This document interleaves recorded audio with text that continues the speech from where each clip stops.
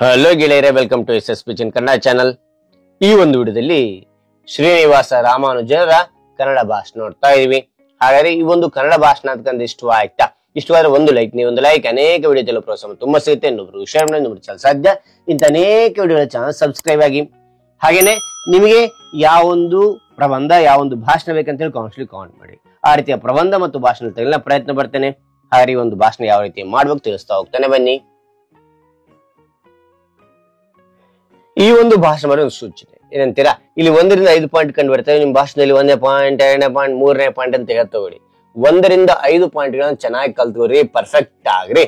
Perfect ಆದ ನಂತರ ಏನ್ ಮಾಡ್ತಾರೆ, ಪಾಯಿಂಟ್ ಗಳನ್ನ ಬಿಟ್ಟು ಬಿಡಿ, ವಿಷಯವನ್ನೇ ಸ್ಟೆಪ್ ವೈಸ್ ಹೇಳ್ತಾ ಅವಾಭಾವದ ಮೂಲಕ ಎಕ್ಸ್ಪ್ರೆಷನ್ ಕೊಡ್ತಾ ಹೇಳ್ತಾ ಹೋಗಿ ಇನ್ನೂ ಅದ್ಭುತವಾಗಿರುತ್ತೆ ನಿಮ್ ಭಾಷಣ. Okay, right. ನಾನ್ ನಿಮಗೆ ಇಲ್ಲಿ ಪಾಯಿಂಟ್ ವೈಸ್ ತಿಳಿಸ್ತಾ ಹೋಗ್ತೇನೆ. ಓಕೆನಾ? ಮೊದಲನೇ ಪಾಯಿಂಟ್ ನೋಡಿ, ಎಲ್ಲರಿಗೂ ಶುಭೋದಯ. ಎಲ್ಲರಿಗೂ ಶುಭೋದಯ. 2ನೇ ಪಾಯಿಂಟ್, ಇಂದು 22ನೇ ಡಿಸೆಂಬರ್. 22ನೇ ಡಿಸೆಂಬರ್ ಶ್ರೀನಿವಾಸ ರಾಮಾನುಜರ ಜನ್ಮದಿನ. ಮತ್ತೊಮ್ಮೆ ನೋಡಿ, ಇಂದು 22ನೇ ಡಿಸೆಂಬರ್ ಶ್ರೀನಿವಾಸ ರಾಮಾನುಜರ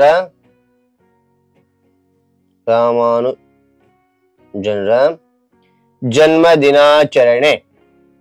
ಜನ್ಮ ದಿನಾಚರಣೆ. ಓಕೆ, 3ನೇ ಪಾಯಿಂಟ್,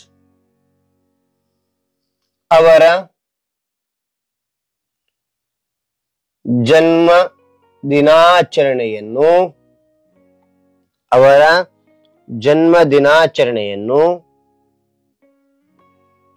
2012ರಿಂದ ರಾಷ್ಟ್ರೀಯ ಗಣಿತ ದಿನವೆಂದು ಆಚರಿಸುತ್ತಿದ್ದೇವೆ. ಅವರ ಜನ್ಮ ದಿನಾಚರಣೆಯನ್ನು 2012ರಿಂದ ರಾಷ್ಟ್ರೀಯ ಗಣಿತ ದಿನವೆಂದು ಆಚರಿಸುತ್ತಿದ್ದೇವೆ. ಓಕೆ, ಅಂತ 4ನೇ ಪಾಯಿಂಟ್ ನೋಡಿ, ಅವರು ಗಣಿತಕ್ಕೆ ನೀಡಿದ ಅಪಾರ ಕೊಡುಗೆ.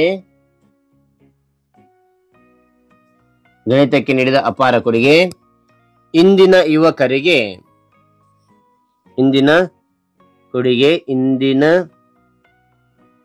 ಯುವಕರಿಗೆ ತಿಳಿಸಲು ಆಚರಿಸಲಾಗುತ್ತದೆ.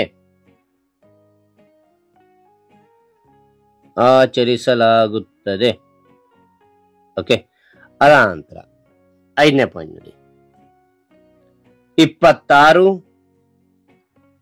ಏಪ್ರಿಲ್ 1920ರಂದು ಕೇವಲ 32 ವರ್ಷ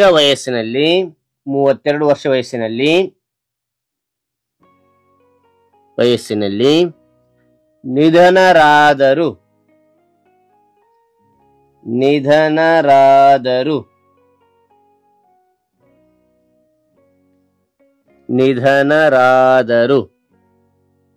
ಆದರೆ ಅವರ ಸಾಧನೆ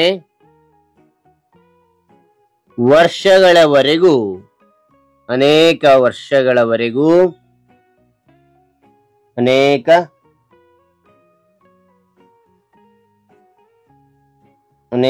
ವರ್ಷಗಳವರೆಗೂ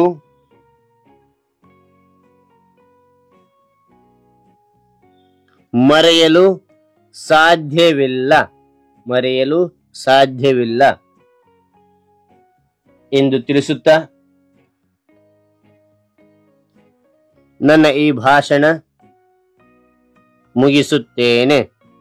ರಾಮಾನುಜರಿಗೆ ಜಯವಾಗಲಿ. ಜೈ ಹಿಂದ್, ಜೈ ಭಾರತ್. ಮತ್ತು ನೋಡಿ, ಏಪ್ರಿಲ್ 26, 1920ರಂದು ಕೇವಲ 32 ವರ್ಷ ವಯಸ್ಸಿನಲ್ಲಿ ನಿಧನರಾದರು. ಆದರೆ ಅವರ ಸಾಧನೆ ಅನೇಕ ವರ್ಷಗಳವರೆಗೂ ಮರೆಯಲು ಸಾಧ್ಯವಿಲ್ಲ ಎಂದು ತಿಳಿಸುತ್ತಾ ನನ್ನ ಈ ಭಾಷಣ ಮುಗಿಸುತ್ತೇನೆ. ರಾಮಾನುಜರಿಗೆ ಜಯವಾಗಲಿ. ಜೈ ಹಿಂದ್, ಜೈ ಭಾರತ್. ಹಾಗಾದ್ರೆ ಈ ಒಂದು ಮಾಹಿತಿ ಅಂತಕ್ಕಂಥ ಇಷ್ಟ ಆಯ್ತು. ಇಷ್ಟ ಹೋದ್ರೆ ಒಂದು ಲೈಕ್, ಅನೇಕ ವಿಡಿಯೋ ತಲುಪುವ ಪ್ರೋತ್ಸಾಹ ತುಂಬಾ ಶೇರ್ ಮಾಡಿ. ಸಾಧ್ಯ ಅನೇಕ ವಿಡಿಯೋ ಚಾನಲ್ ಸಬ್ಸ್ಕ್ರೈಬ್ ಆಗಿ. Thank you for watching. Bye.